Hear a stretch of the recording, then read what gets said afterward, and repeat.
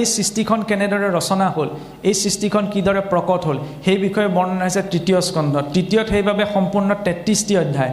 প্ৰথমটি অংশ হৈছে অনাদিপাতন, দ্বিতীয়টি অংশ হৈছে কপিল চৰিত। সেই তৃতীয়ত পোনপ্ৰথমতে প্ৰসংগ হৈছে প্ৰলয়ৰ কথা। সৃষ্টিত বোলে 3 প্ৰকাৰৰ প্ৰলয় আছে, নিত্য প্ৰলয়, খণ্ড প্ৰলয় আৰু মহাপ্ৰলয়। নিত্য প্ৰলয় সদায় জগতত চলি আছে। এই যে আমাৰ যে আয়ুস বাঢ়ি বাঢ়ি গৈ আছে, মানে আয়ুস টুটি আহি আছে। এই পৃথিৱীখনৰো ঠিক তেনেদৰে যে সময় পাৰ হৈ গৈ আছে, নিত্য আয়ুস কমি কমি আহি আছে, কিন্তু সেইটো আমাৰ অনুভৱত নাই। এই যে জগতখনত যিটো নিত্য ক্ষয় ঘটি আছে, এই নিত্য ক্ষয় ঘটা ক্ৰিয়াটোৱে হৈছে নিত্য প্ৰলয়। নিত্য চলি আছে খণ্ড প্ৰলয়। ব্ৰহ্মাদেৱৰ যেতিয়া বোলে আধা বছৰ হয়, তেতিয়া জগতত খণ্ড প্ৰলয় সৃষ্টি হয় 50 বছৰত। আৰু যেতিয়া ব্ৰহ্মাৰ বোলে 100 বছৰ, তেতিয়া মহাপ্ৰলয় সৃষ্টি হয়। ব্ৰহ্মাৰ পূৰ্ণ 100 বছৰ বোলে জগতত মহাপ্ৰলয় সৃষ্টি হয়, এইটো কথা অকণমান হজম হোৱা নাই। এতিয়া হজম কেনেদৰে হ'ব? আমাৰ 4 যুগ আছে নহয়নে? সত্যত এটা দাপৰ কলি। সত্যৰ পূৰ্ণ আয়ু 17,20,000 বছৰ, ত্ৰেতাৰ 12,96,000, দাপৰৰ 8,64,000, কলিৰ 4,32,000। 4 যুগ লগ লাগি এটা দিব্য যুগ সৃষ্টি হয়। 43,20,000 বছৰে এটা দিব্য যুগ। এনেকুৱা 71টা দিব্য যুগ লগ লাগি এটা মন্বন্তৰ সৃষ্টি হয়। 30,67,20,000 বছৰে এটা মন্বন্তৰ। এনেকুৱা 14টা মন্বন্তৰ আছে। 14টা মন্বন্তৰত 14জন মনুৱে শাসন কৰে, 14জন ইন্দ্ৰ খহি পৰে। আৰু 14 মনুৰ শাসনকাল যোৱাৰ পাছত কি হয়? ব্ৰহ্মাদেৱৰ মাত্ৰ 12 ঘণ্টা হয়। 432 কোটি বছৰে ব্ৰহ্মাদেৱৰ মাত্ৰ 12 ঘণ্টা। তেতিয়াহ'লে এটা দিনত হ'লে কিমান হ'ব? 864 কোটি বছৰ। ইয়াত 864 কোটি বছৰ পাৰ হৈ গ'লে তাত ব্ৰহ্মাদেৱৰ এটা দিন পাৰ হয়। তেনেকুৱা এটা দিনযুক্ত 100 বছৰ এজন ব্ৰহ্মাৰ পূৰ্ণ আয়ুস। 432 কোটি বছৰ হোৱাৰ লগে লগে জগতত খণ্ড প্ৰলয়। তেওঁৰ সত্যলোকৰ তললৈকে যিমানবিলাক ব্ৰহ্মাণ্ড আছে সকলো জলমগ্ন হৈ যায়। আৰু মহাপ্ৰলয়ৰ সময়ত সমস্ত জগত পোনপ্ৰথমতে অগ্নি প্ৰৱেশ কৰে, জলত জল প্ৰৱেশ কৰে, বায়ুত বায়ু প্ৰৱেশ কৰে, আকাশত প্ৰৱেশ কৰে, প্ৰকৃতি প্ৰৱেশ কৰে নাৰায়ণৰ শৰীৰত। এইটো হৈছে জগতৰ সংহাৰৰ ক্ৰম। কিদৰে? ব্ৰহ্মলোকত বা সত্যলোকত 864 কোটি বছৰে এদিন কেনেকৈ হয়? আমি আছোঁ ক'ত? এতিয়া পৃথিৱীকে ধৰি 9টি গ্ৰহেৰে আমাৰ সৌৰজগতখন গঠিত। এনেকুৱা হাজাৰ হাজাৰ সৌৰমণ্ডল লগ লাগি আমাৰ সাতিপতি নামৰ তাৰকা ৰাজ্যখন গঠিত। এনেকুৱা হাজাৰ হাজাৰ তাৰকা ৰাজ্য লগ লাগি আমাৰ ভূলোক নামৰ ব্ৰহ্মাণ্ডখন গঠিত। এই ভূলোকৰ তলত আছে কি? অতল, বিতল, সুতল, মহাতল, তলাতল, ৰসাতল আৰু পাতাল। আৰু এই ভূলোকৰ ঊৰ্ধত আছে কি? ভূলোক, ভুৱৰলোক, মহলোক, জনলোক, তপলোক, সত্যলোক। হাতে হাতে মিলি 14খন ভুৱন সজ্জিত হৈ আছে। একেবাৰে ঊৰ্ধত আছে ব্ৰহ্মাদেৱ। এতিয়া পৃথিৱীৰ বায়ুমণ্ডল পাৰ কৰাৰ লগে লগে সময়ৰ গতি কমি যায়। ব্ৰহ্মাদেৱ ক'ত আছে? আমাৰ পৰা 6খন ব্ৰহ্মাণ্ডৰ ঊৰ্ধত। তেতিয়াহ'লে ইয়াত 864 কোটি বছৰে তাত সময়ৰ গতি ইমান ধীৰ হৈ যায় যে ব্ৰহ্মাদেৱৰ মাত্ৰ এটা দিনহে পাৰ হয়। এই যে আপোনালোকৰ নামঘৰত সুন্দৰকৈ ফটো এখন দিছে, নাৰায়ণ যে শয়ন কৰি আছে, তেওঁৰ নাভিৰ পৰা পদুমৰ ঠাৰি এডাল ওলাই গৈছে, ওপৰত ব্ৰহ্মা বহি আছে। এই পদুমৰ ঠাৰিডালে প্ৰতিনিধিত্ব কৰে 14 ব্ৰহ্মাণ্ড সজ্জিত হৈ থকা ক্ৰমটোক। ঊৰ্ধত কোন আছে? সৃষ্টিৰ প্ৰথম জীৱ ব্ৰহ্মাদেৱ। তাক কোনে ধাৰণ কৰি আছে? জলাশায়ী নাৰায়ণে। আৰু এই 14 ব্ৰহ্মাণ্ডৰ ওপৰত এটা মায়াৰ আৱৰণ আছে। সেই মায়াৰ অধিষ্ঠাত্ৰী হৈছে দেৱী দুৰ্গা। দেৱী হিচ মম মায়া দূৰত্বয়া। সেইবাবে দুৰ্গা নামটো আহিছে ক'ৰ পৰা? দুৰ্গ মানে কি? বান্ধ। গতিকে 14খন ব্ৰহ্মাণ্ডত যি আচৰণ হ'ব সকলো মায়াৰ অধীনত হ'ব। সেইবাবে মহাপুৰুষে লিখিছে, ব্ৰহ্মা আদি কৰি জীৱজত, মানুহৰ পৰা ধৰা নাই, সত্যলোকত বহি থকা ব্ৰহ্মাৰ পৰা পাতালৰ নাগগণলৈকে সকলো জীৱ মায়াৰ সংসাৰতেই আছে। গতিকে এই সংসাৰখন, এই 14 ভুৱনখন হৈছে বিনাশী। এতিয়া সেই 864 কোটি বছৰযুক্ত এটা দিনযুক্ত 100 বছৰ বয়সতো ব্ৰহ্মাই যেতিয়ালৈকে ঈশ্বৰ চৰণত ভকতি কৰিব নোৱাৰে যে ব্ৰহ্মাৰো মুকুতি নাই নভৈলে ভকতি, সামান্যৰ কিবা কথা কহিব নিপতি, সেই ব্ৰহ্মায়ো মুকুতি নাপায় যেতিয়া ঈশ্বৰৰ চৰণত ভক্তি আচৰণ কৰিব নোৱাৰে। এইটো হৈছে কালৰ ব্যৱস্থা। এতিয়া সূক্ষ্মৰ পৰা অব্যক্তৰ পৰা সূক্ষ্ম, সূক্ষ্মৰ পৰা স্থূল, এইটো হৈছে সৃষ্টিৰ ক্ৰম। ইয়ৎ পিণ্ডে তৎ ব্ৰহ্মাণ্ডে।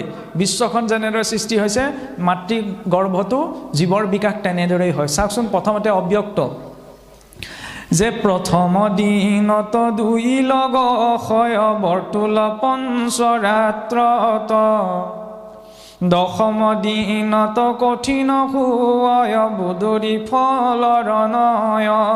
যে মাতৃগৰ্ভত যেতিয়া পোনপ্ৰথম পুৰুষৰ বীৰ্য আৰু স্থিৰজ মিলিত হয় প্ৰথম পঞ্চম দিনলৈকে জলৰ বুদবুদৰ দৰে এক অৱস্থা প্ৰাপ্ত হৈ থাকে, অৰ্থাৎ অব্যক্ত ৰূপত আছে। 10 দিন পাৰ হোৱাৰ লগে লগে সি এক মাংসপিণ্ড সৃষ্টি হয় সূক্ষ্ম, আৰু সেই মাংসপিণ্ডৰ পৰা ক্ৰমাৎ মাতৃগৰ্ভত সন্তানৰ অংগসমূহ বিকাশ হয় স্থূল। সেইটো হৈছে সৃষ্টিৰ ক্ৰম। গতিকে জগতৰ আদিটো যদি চাওঁ, প্ৰথম জগতত যেতিয়া মহাপ্ৰলয়ৰ সৃষ্টি হয় তেতিয়া অনন্ত দেৱৰ মুখৰ পৰা অগ্নিত সমস্ত জগত বোলে ভস্ম হৈ যায়। খেৰৰ দম এটা যেতিয়া ডাঙৰকৈ দম কৰি থোৱা থাকে কিমান ডাঙৰ যেন লাগে, তাত জুই লগাই দিয়কচোন, খন্তেকতে তাৰ পৰিমাণ কিমান কমি আহিব। জল প্ৰৱেশ কৰে এতিয়া বোলে অগ্নিত, এই জ্বলি যোৱা খেৰ দমত যদি পানী ঢালি দিয়ে তেতিয়াহ'লে আৰু পৰিমাণ কমি নাহিবনে? সূক্ষ্ম হৈ আহিব নহয়নে, অলপমান সৰু হৈ আহিব। সিমানলৈকে এতিয়া আমি ভৌতিকতাৰ উদাহৰণে বুজিব পাৰোঁ। এতিয়া সেই জল প্ৰৱেশ কৰে বায়ুত, বায়ু প্ৰৱেশ কৰে আকাশত, আকাশ প্ৰৱেশ কৰে প্ৰকৃতিত, প্ৰকৃতি প্ৰৱেশ কৰে নাৰায়ণত, আৰু নাৰায়ণে যোগ নিদ্ৰা গ্ৰহণ কৰে। এনেদৰে বহুকাল যোৱাৰ পাছত পুনশ্চ নাৰায়ণৰ সৃষ্টি সংকল্প জাগ্ৰত হয় যে নাহি জল নাহি স্থল নাহিকে আকাশ নাহি মহাবায়ু চন্দ্ৰ সূৰ্যৰ প্ৰকাশ একেশ্বৰে আছো মই আদি নিৰঞ্জন সৃষ্টিও নাহিকে মুত নকৰে শুভন। এনেদৰে বহুকাল বছৰ অনন্ত শয্যাত শয়ন কৰাৰ পিছত ঈশ্বৰৰ সংকল্প জাগ্ৰত হয় যে একেশ্বৰে, যিটো বিজ্ঞানেও আজি প্ৰকাশ কৰিছে স্থান কালৰ একালীয়তা, সদৈৱ সৌম্য ইদমগ্ৰ আছিত একমেৱ দ্বিতীয়ম। সৃষ্টিৰ আদিতে জল স্থল বায়ু মহাকাশ এইবিলাক একো নাছিল, একমাত্ৰ এক ৰূপত ব্ৰহ্মই বিদ্যমান আছিল, আৰু সেই ব্ৰহ্মত প্ৰথম সংকল্প জাগ্ৰত হয়। ভূলোকত কি হয়, সংকল্পৰ লগতে কৰ্ম আচৰণ কৰিব লাগিব, তেতিয়া সেই কৰ্মটো কাৰ্যত ৰূপায়ণ হয়। কিন্তু উচ্চ লোকবিলাকত সংকল্প মাত্ৰকে কৰ্ম সম্পাদন হয়, অৰ্থাৎ আমি কিবা এটা ভাবিলেই নহ'ব, কামটো নিজে কৰিব লাগিব। কিন্তু উচ্চ লোকসমূহত সংকল্প মাত্ৰকে কৰ্ম সিদ্ধ হয়। ব্ৰহ্মাই বিয়া পাতি পেলাই প্ৰজা উৎপন্ন কৰা নাছিল, সংকল্প মাত্ৰকে প্ৰজা উৎপন্ন কৰিছিল। ঠিক তেনেদৰে নাৰায়ণেও যেতিয়া সংকল্প কৰিলে যে এনেদৰে বহুকাল বছৰ মই ব্ৰহ্ম একীভূত হৈ আছোঁ, এতিয়া মই বহু হ'ম, একো হ'ম বহুশ্যাম, যে মই বহু হ'ম, সেই সংকল্প মাত্ৰকে তেওঁৰ পৰা পোনপ্ৰথম সৃষ্টি হৈছিল প্ৰকৃতিৰ, যে অনাদিৰূপিণী ঢকায় ব্যক্ত ভৈলা মহামায়া সৃষ্টিৰ ইচ্ছায়।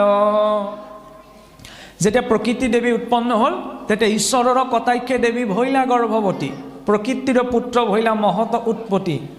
তেতিয়া সেই প্ৰকৃতি দেৱী গৰ্ভৰ পৰা মহৎ তত্ত্ব আৰু মহৎ তত্ত্বৰ পৰা তিনিটি তত্ত্ব সৃষ্টি হৈছিল।